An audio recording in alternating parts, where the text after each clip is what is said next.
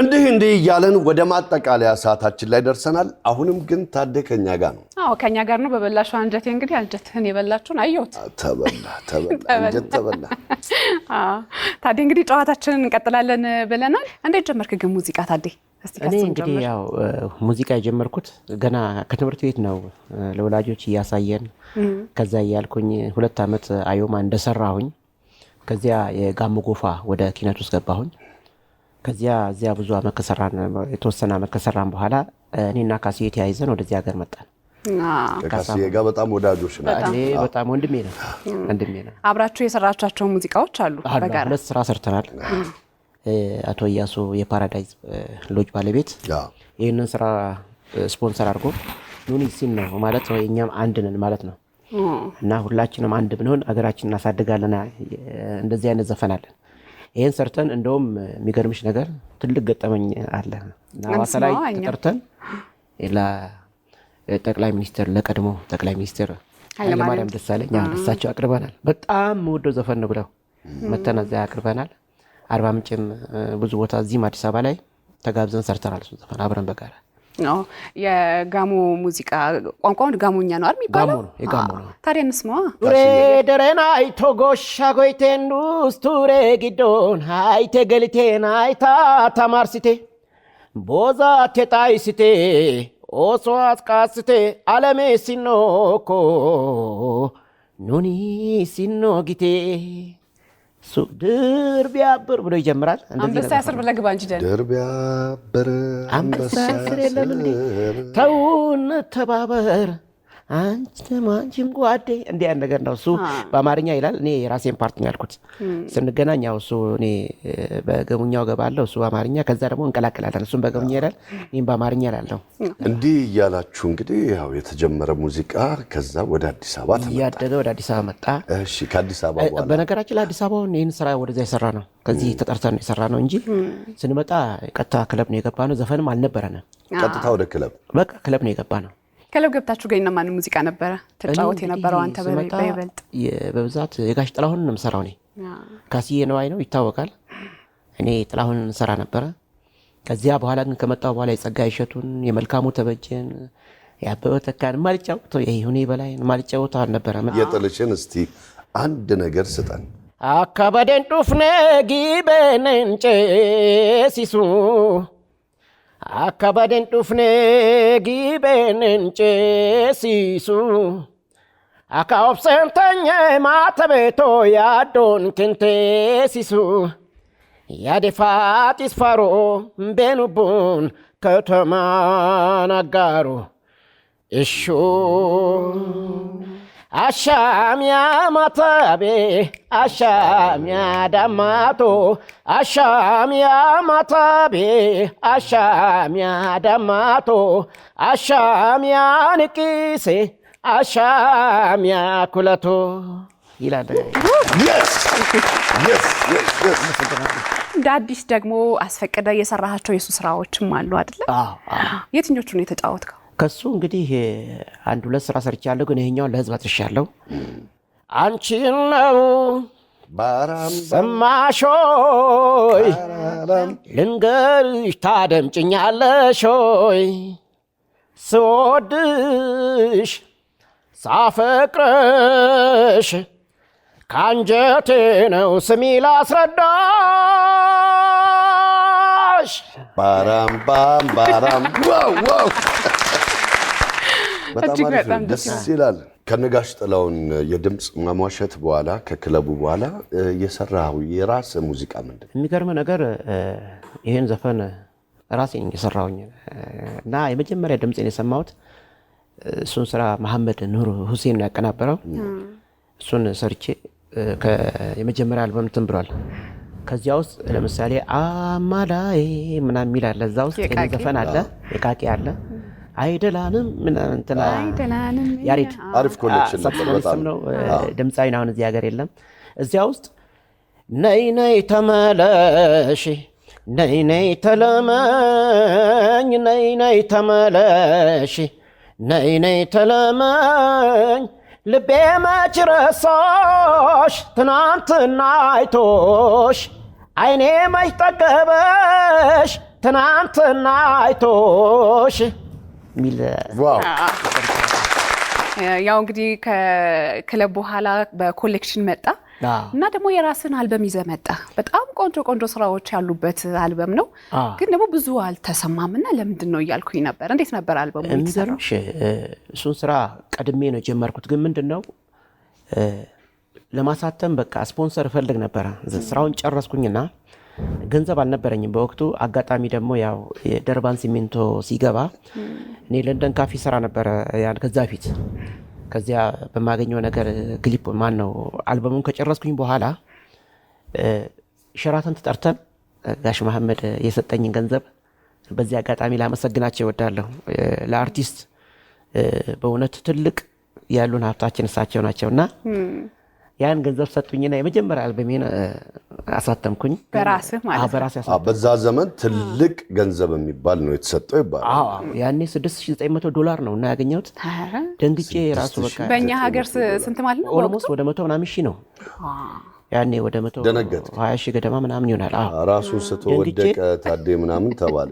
እና ሲዲና ሳትሜ የምር ራስን ስተወደቅ አሳትኩኝ እንደዛ እንደማለት ነው። ሸልሞኛል። አጋጣሚ እኔና ነፍሱን የማረው ማዲንጎ ጋር አብረን እዛ እንትን ተጠርተን እዚያ ከሰራን በኋላ ያንን ገንዘብ አገኘሁኝ። ቀጥታ አላማዬ በቃ ህልሜ ነበረ እሱን የመጀመሪያ አልበም አሳተምኩኝና ግን ረጅም መሄድ አልቻልኩኝም። ለካስ ሙዚቃ ቤት ፕሮሰስ አለው። ያንን ነገር ዲስትሪቢዩት የሚያደርግ ሰው ያስፈልጋል። ሁሉን ነገር ካደረኩኝ በኋላ ለማስታወቂያ ብዙ አልቻልኩኝም። ከዚያ በኋላ ግን ምንድነው ጊዜውን ጠብቆ ለምን በራሴ ዩቲዩብ አልጀምርም ብዬ ከዜሮ በሱ ዘፈን ነው የጀመርኩት። በራሴ አልበም ነው የጀመርኩት። ቀጥታ ታደሰ በቀለ በሚለው በስሜ ነው እንግዲህ ዩቲዩብ ተከፈተልኝ። እንዴት አሰብከው የራስህን ዩቲዩብ? እንግዲህ ከጓደኛ አይቼ ነው ካስዬ ያንን ነገር ሲያደርግ አሁን ሳስበው ኦልሞስት ከ20 ዓመት በላይ ነው እኛ ክለብ ውስጥ የሰራ ነው እኔ የሰራሁትና ለምን በራሴ አልመጣም ብዬ ነው በቃ ወደዚህ እንትን የገባሁት። ከዚህ በፊትም እንደዚሁ ስራ ሰርቼ ነጠላ ዜማ ሰርቼ ቆርጠው ጫኑብኝ ዩቲዩብ ላይ። ያ በጣም ስሜቴን ነካውና በቃ ከዚህ በኋላ ሙሉ ስራዬን ቀጥታ ዩቲዩብ ላይ በራሴ መንገድ ልሄድ አድናቂዎች እንዲያገኙኝ ለዛ ብዬ ነው የጀመርኩት። ዩቲዩብ ከከፈትክ የተወሰኑ ወራቶች መሰለኝና አልበሙ ግን መቼ ነው የወጣው? አልበሙ 2005 ላይ ነው የወጣው። በገንዘብ ምክንያት አቅም ስለሌለኝ በዚያ ምክንያት አልደረሰም። ከዚያ ግን አሁን ዩቲዩብ ላይ ለህዝብ አቅርቤያለሁ። እንግዲህ እየሰሙ ለሚቀጥለው ስራዬ ያነቃቃኛል። እንግዲህ የሚቀጥለው ዓመት ደግሞ ለማውጣት መንገድ ላይ ነኝ። ታዴን ለማየት በራሱ ዩቲዩብ ቻናል ታደሰ በቀለ በሚባል እየገባችሁ ማየት ማበረታታት ትችላላችሁ። በዚህ አጋጣሚ ሰው ሲያግዘኝ እና ወደፊት ደግሞ ያው የሶስት ልጆች አባት ነኝ። አልቸገርም። ቢያንስ ሌላ የስራ ዘርፍ ፈጥር ያለው ማለት ነው። በዩቲዩብ መጦሪያም ባለሙያ ራሱን ችሎ በእንደዚህ አይነት መንገድ መንቀሳቀሱ ጥቅም አለው። ያው አልበሙ ከወጣ 12 ዓመት ቢሆንም ብዙሃኖቹ ጋር ያልደረሰበት ምክንያት ምንድነው የሚለውን አነሳንና አሁንም ሰዎች መስማት ይፈልጋሉ። ስራዎችህን ደግሞ እንደዚሁ ዩቲዩብ ላይ ገብተው ያያሉና እነማን ተሳተፉበት? እንዴት ነበር የተሰራው? የሚገርምህ የመጀመሪያው አልበም ላይ ብዙ አርቲስቶች ተሳትፈዋል። ከታዋቂ ድምፃዬ እኔ እንደው በራሴ ዶክተር ብሎ ደስ ይለኛል። ነዋይ ደበበን በጣም እጅግ በጣም ወደዋለሁና የምሰራቸው ግጥሞቹን ዜማዎቹ በጣም ጥልቅ ናቸው እና ቁጭ ብዬ እሱ ዜማ ስሰራ ከሱ ወስጄ ለመስራት በቅቻለሁ። እግዚአብሔር ይመስገን ከሱ አንድ ዜማ ሰርቻለሁ። እነ ቴዎድሮስ ሞሲሳ ሌሎችም አሜሪካን ሀገር እንዳላድንቄ እዛ ነው ያለው፣ እሱም ሰጥቶኛል። ብዙ ደራሲዎች ሰጥተዋል። ብዙ አቀናባሪዎች ደግሞ በወቅቱ እና አቤል ጳውሎስም ተሳትፈውልኛል። የክለብ ላይ ረጅም ዓመት ተጫውተሃልና ክለብ ያዘኝ ብለህ ታስባለህ? ማለት አንድ አልበም ካወጣህ በኋላ ጥፍት ብለሃል ታዴ? አዎ፣ ትንሽ ክለብ እየሰሩ ስራ መስራት ከባድ ነው። ምክንያቱም የሚደጉም ነገር የለም። አሁን ላይ የምናገኘውን ቤት ኖረህበት እንደገና ግጥምና ዜማ ገዝተህ በየቦታው ቅንብር ትሄዳለህ። ተቀናብሮ ራሱ ካልጣመ ልትተወው ይችላል። ያ ሁሉ ቢታሰብ ዛሬ የተሻለ ነገር ይኖረኝ ነበር። ግን ምንድነው ሙዚቃን ወድጄ ስለምሰራው አንድ ቀን እነሳለሁ ብዬ ተስፋ አደርጋለሁና በጣም ነው ሙዚቃ የምወደው። የንዋይን ሙዚቃዎች ትጫወታለህ? እንደዚሁ ከጥላሁን ሙዚቃ ውጪ ደግሞ እንቅስቃሴ ሁሉ ሳይቀር የሱን ታስመስላለህ አሉ ክለብ ውስጥ ትጫወት ነው? እሰራለሁ እና እኔ በቅርብ ነው ወደ ጥላሁን፣ በፊትም ሰራ ነበር። አሮስ እያለሁ ነው የጀመርኩት።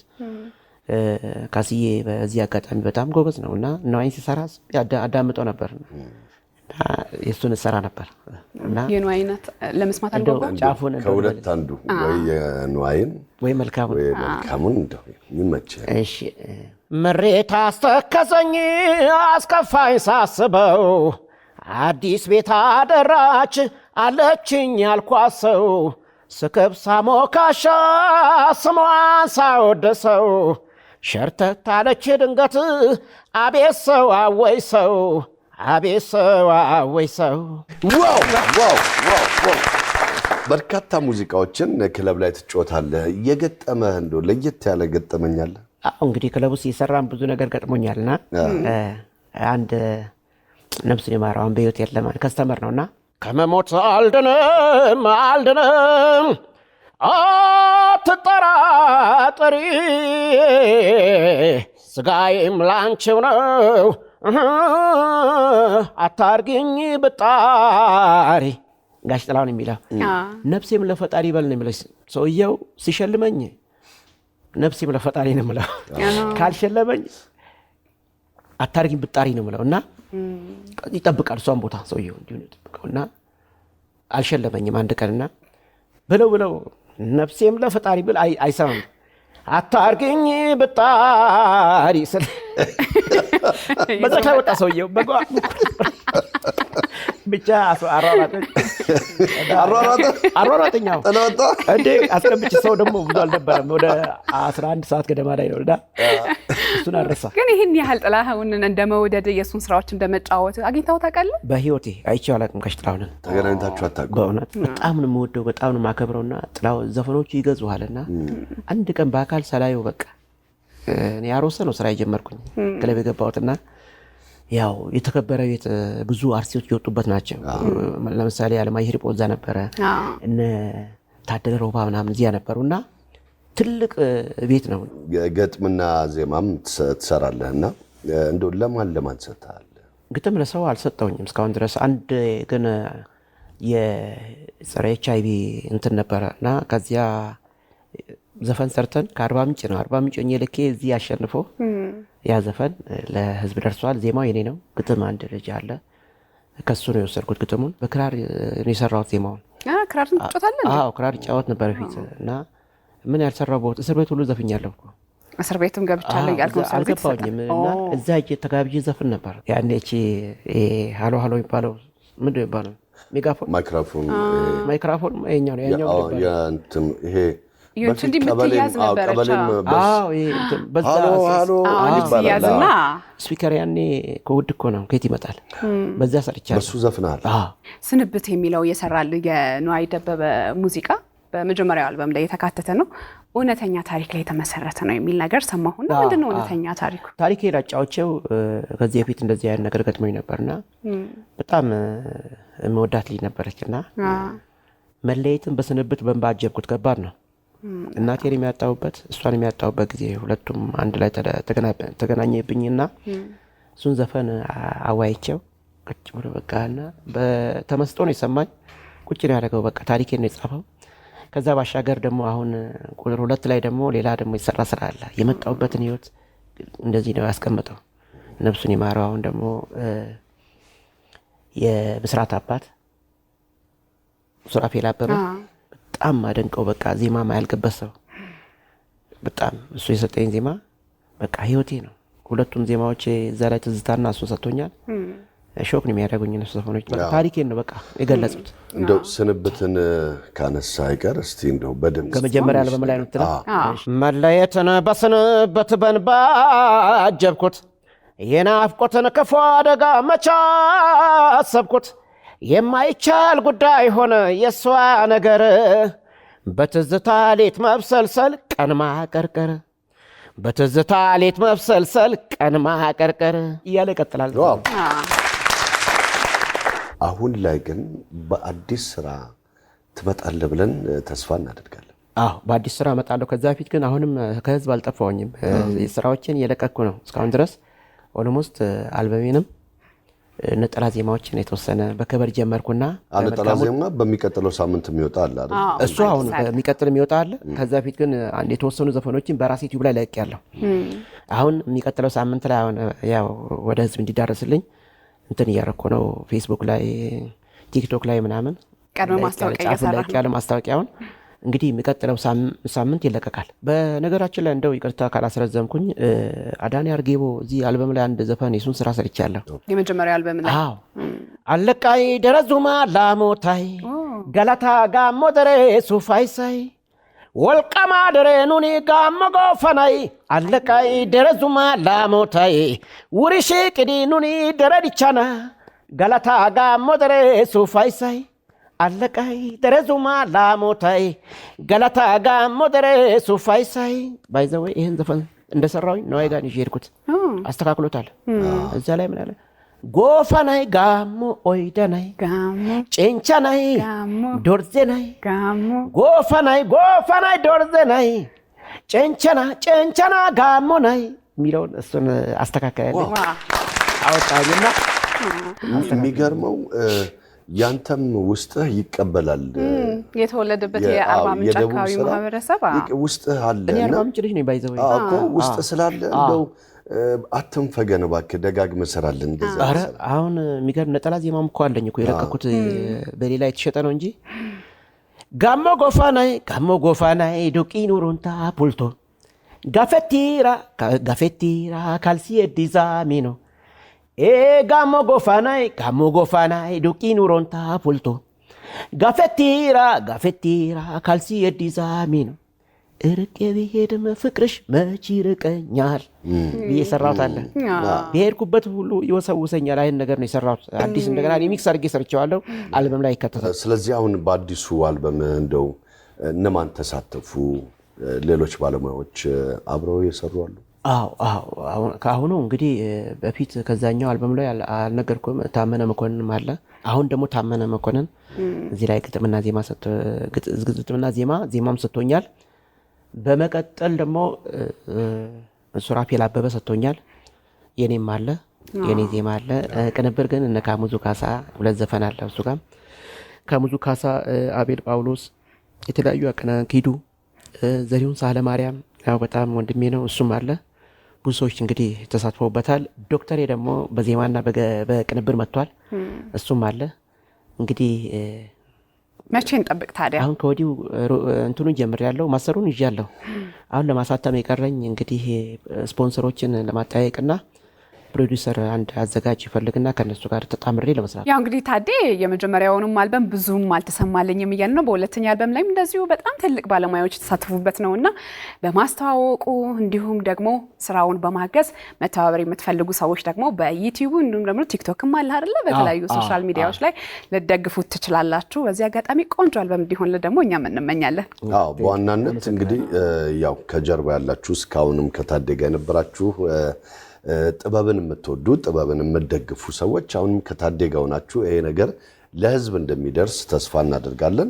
ከዛ ደግሞ የኢትዮጵያ ህዝብ ደግሞ የሙዚቃ አድማጮች በታዴ ዩቲዩብ እየገባችሁ እንድታበረታቱት ወደፊት ደግሞ በቀጣይ የሚሰራውን ስራ ደግሞ የጀርባ አጥንት እንድትሆኑት በዚሁ ጥሪያችንን እናስተላልፋለን። መጨረሻ ላይ እንግዲህ በምን እንሰናበት? ላመስገን እንደው ማመስገን በደስታ በቅድሚያ ለዚህ ክብር ያበቃኝን እግዚአብሔርን አመሰግነዋለሁ። በመቀጠል ልጆቼን፣ ቤተሰቦቼን ሁሉ ከዚያ ደግሞ ያው እንደዚህ በቅንብርም ከኔ ጋር በግጥምና በዜማ እንደተባበሩት ለሁሉም እግዚአብሔር ክብረት ይስጥልኝ። እናንተንም ደግሞ ጠርታችሁ ለዚህ ቀን ስለጋበዛችሁኝ በኢቢኤስም አመሰግናቸዋለሁ። አመሰግናለን። እኛም በጣም እናመሰግናለን። ስለዚህ መሰናበቻ ሙዚቃችን ምን ይሁን? አንቺን ነው ስጠን አቀብለን። አንቺን ነው ባራምባምባም ሰማሾይ ልንገርሽ ታደምጭኛለሽ ሆይ ስወድሽ ሳፈቅርሽ አንጀቴ ነው ስሚ ላስረዳሽ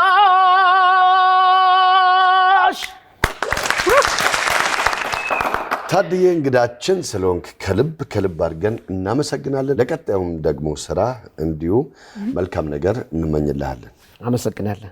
ዘና ፈታ ያለው እሁዳችን በኢቢኤስ ይህንን ይመስል ነበር። በቀጣይ ሳምንት ዘና ፈታ በሚያደርጉ ዝግጅቶች እስከምንገናኝ መልካም ሳምንት።